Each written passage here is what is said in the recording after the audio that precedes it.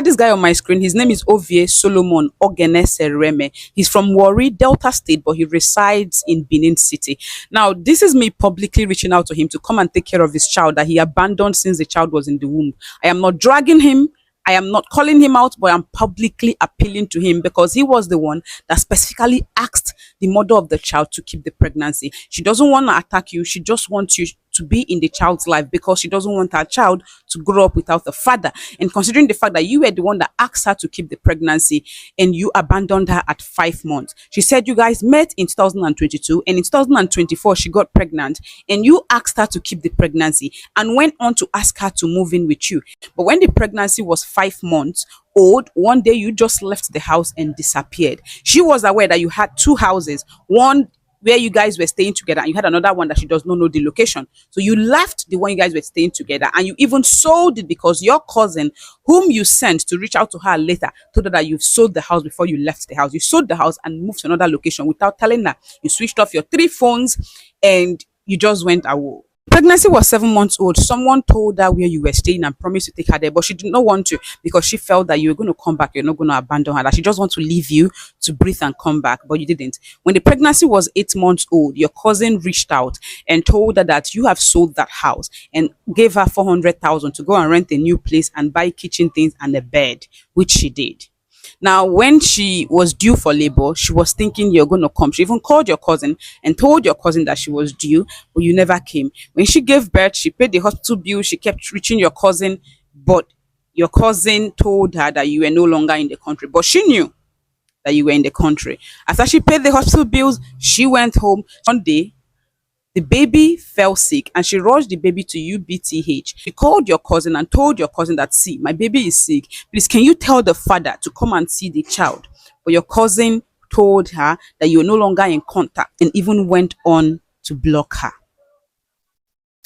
Now, the hospital told her that she has to pay a certain amount of money before they can start treating the child. She had to run around and borrow the money. And then they told her to go and buy some drugs that they don't have in the hospital. And it was outside. And she doesn't have money for this. And at this point, she just got tired. So what she did was that she went to State CID and in Benin City. She went to State CID and she reported to the police and she came to your house with the police. And when the police came to your house, they saw you in that same house that someone told her you were living in since she was 7 months pregnant. And the police arrested you, took you to the police station. But because she didn't want to make a case, she just wants you in the child's life. She told them the same thing. And they asked you to follow her to the hospital, go and see your child, and also speak to the doctor and find out what is needed to save your child's life. But you got to the hospital and you told her that you couldn't wait, that you have to go home to look for money. And you left. And she never saw you again. She waited for you for 2 days. You did not show up. And then she got angry. She went back to your house. Getting there, she realized that you've packed out of that house because you knew that she now knows where you stay.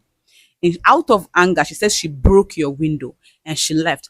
And the next morning, a lawyer called her, said that he is your lawyer, and told her that you want to know what she wants. And she said the same thing. She wants you in the child's life. It's okay if you don't want her, but she wants you in the child's life, wants you to take care of the child, wants the child to have a father, which the lawyer said, okay. And 3 days later, the lawyer called her back and told her that you have agreed to pay her 150,000 every month for the child's upkeep, that you will also pay every hospital bill for the child, and you would renew her rent the next month, which she said, okay. But the agreement was also that you will have access to that child, that you would be present in that child's life. This contract was signed on the 21st of August 2025, and you were supposed to send her the money, and her account number was also written in the contract, but you did not.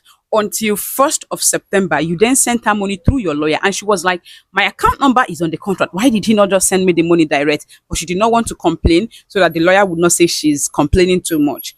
Now, on the 19th of September, your baby fell sick and she reached out to your lawyer, and she also asked the lawyer to please give her one of your numbers so she can contact you when there's an emergency, when the child needs you. And the lawyer said he was going to ask you first. And then the lawyer got back to her and told her that you refused to give her your number, that whenever she needs something or whenever the baby is sick, that she should call the lawyer. Now, on the 1st of October, you were supposed to send her money again. You did not send the money. She reached out to the lawyer after a couple of days. The lawyer said that she should be patient, that you're going to send it. She waited and waited and waited and waited. And up until today, You've not sent the money for the upkeep. The child have been sick. You've refused to pay because you said you're not paying, even though the contract said you were going to pay. And you've refused to see the child still, even though the contract said you're going to be in the child's life. So this is her own way of publicly reaching out to you, because now your lawyer is no longer picking her call, and it seems like the lawyer have blocked her and she doesn't have your contact, and she's trying to reach out to you because your child really, really do need you. So this is me publicly appealing to anyone that knows you, your family. The moment you start judging things from a place of emotion, you are not fit to be a judge. This lady right here, she's being emotional, and as such, she is not fit to be a judge. Now, to this woman, your first mistake, you moved in with a man who is not married to you. Second mistake, you got pregnant for him, a man who is not married to you. And third mistake, you accepted to keep the pregnancy even though you know that this man did not pay your bride price. And now the man is nowhere to be found, and you are crying all over the internet, calling on him to come and take responsibility, take care of the child. Everybody say, how? You don't know your worth. You don't know your worth. You don't know your value. Women, you are the prize. Carry yourself like a queen with dignity. You don't move in with somebody who is not married to you. You have nothing doing, have no money, you have no source of income, nothing. But the only thing you know you can do is to get pregnant for somebody who is not married to you. Everybody say, how? How? We keep saying this every day on this internet, and so many of you still don't want to learn. How can you get pregnant for somebody who's not married to you? Words of mouth, what promise made with ordinary mouth, and you believed in this 2025? And to the guy, I'm not supporting you. If you know that you give him belly, find something, give him, or open small business for her. Okay, because all these girls, now this pregnancy, I want use as poverty alleviation program to carry belly born for somebody, come they drag them all over the internet to give you money to eat.